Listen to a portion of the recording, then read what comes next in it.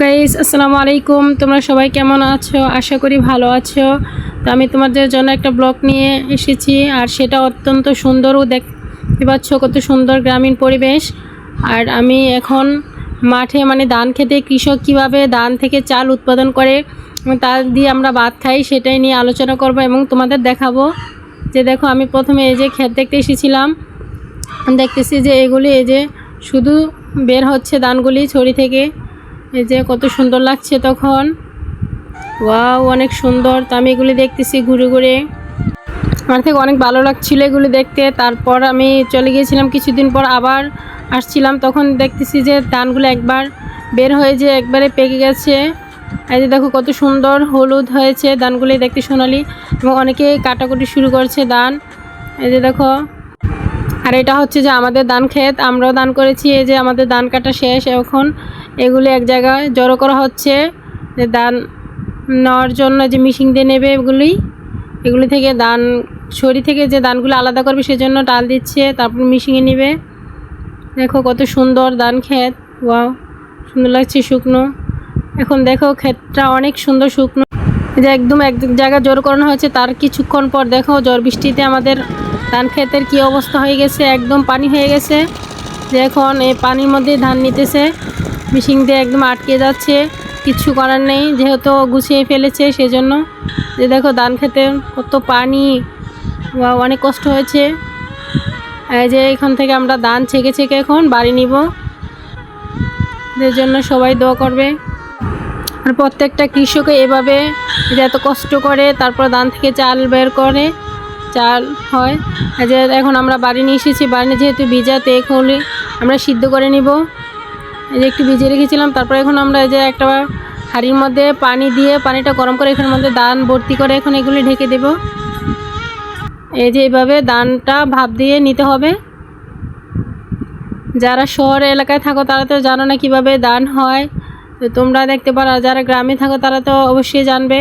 এখন ধানগুলো যে দেখো উপরে দিকে বাপ উঠে গিয়েছে, দেখুন ঢেলে দিচ্ছে। এই ধান থেকে চাল বের করার জন্য কৃষকেরা অনেক কষ্ট করতে হয়, তো এই কষ্টের ফলে আমরা খাই চাল থেকে ভাত। আমরা তো অনেক মজা করে খাই, আর কৃষকেরা কত কষ্ট করে। যে দেখো এখন এগুলিকে আবার এই যে রোদে শুকানো হচ্ছে, যেহেতু বৃষ্টির দিন। এবারে ধান খেতে অনেক কষ্ট হয়েছে মানুষের, যে বৃষ্টির কারণে। এটা তো সবাই জানো, কয়েকজনের ধান একদম নষ্ট হয়ে গেছে পানিতে। তো দেখো ধান এখন বিছিয়ে দিয়ে তো লাড়া দেওয়া হচ্ছে, যে একদম বিছিয়ে ভালো করে দিয়ে তারপর এগুলোকে নেড়ে নেড়ে শুকাতে হয়। যারা যারা আমার ভিডিওটা দেখছো আর কারা কারা এরকম কৃষক এবং ধান করো, অবশ্যই কমেন্ট করে জানাবা কাদের এত কষ্ট হয়, এত কষ্ট করে কারা কারা করো, অবশ্যই আমার সাথে কমেন্ট করবা এবং শেয়ার করবা। যে এভাবে বিছিয়ে বিছিয়ে তো রোদ দিয়ে ধানগুলি শুকিয়ে নিতে হয়, তারপর আবার এবারে উল্টেও দিতে হয়, যেহেতু নিচের জায়গাটা রৌদ্র কম লাগে সেজন্য এভাবে উল্টিয়ে নিয়ে তারপর আবার দিতে হয় বিছিয়ে, ভালো করে শুকাতে হয়। একদম ভালো করে না শুকালে ধান ভেঙে যায়। এই যেভাবে নিচেরটা উল্টিয়ে দিয়ে ধানটা আবার বিছিয়ে দিবে। এই যে এখন দেখো এই যে বিছানো হচ্ছে, তারপর আবার নেড়েচেড়ে শুকাতে হয়। অনেক কষ্ট, বললাম না কৃষকদের অনেক কষ্ট করতে হয়। ভিডিওটা কষ্ট করে করেছি, সাপোর্ট করবে সবাই। তো এখন ধানগুলি শুকিয়ে গেলে এখন ধান তারপর এই যেভাবে পিষে তারপর ধানগুলি দেখতে হয় যে চালগুলো কেমন হয়েছে, একদম শক্ত হলে তারপর তুলে নিতে হয়। তো এখন এই যে দেখো কত সুন্দর চালগুলো হয়েছে। তো এখন এগুলি খেয়ে দেখবে যে একদম কেমন হয়েছে চাল। যদি শক্ত না হয় তাহলে ধান ভেঙে যায়। তো একদম খেয়ে এবারে সে ভিডিও খাওয়ানো হচ্ছে, কত খুশি। এখানে দেখো অনেকগুলো রাজহাঁস, এগুলি খেয়ে ফেলতেছে ধানগুলি। কিছু করে নাই, ধান খেয়ে হয়।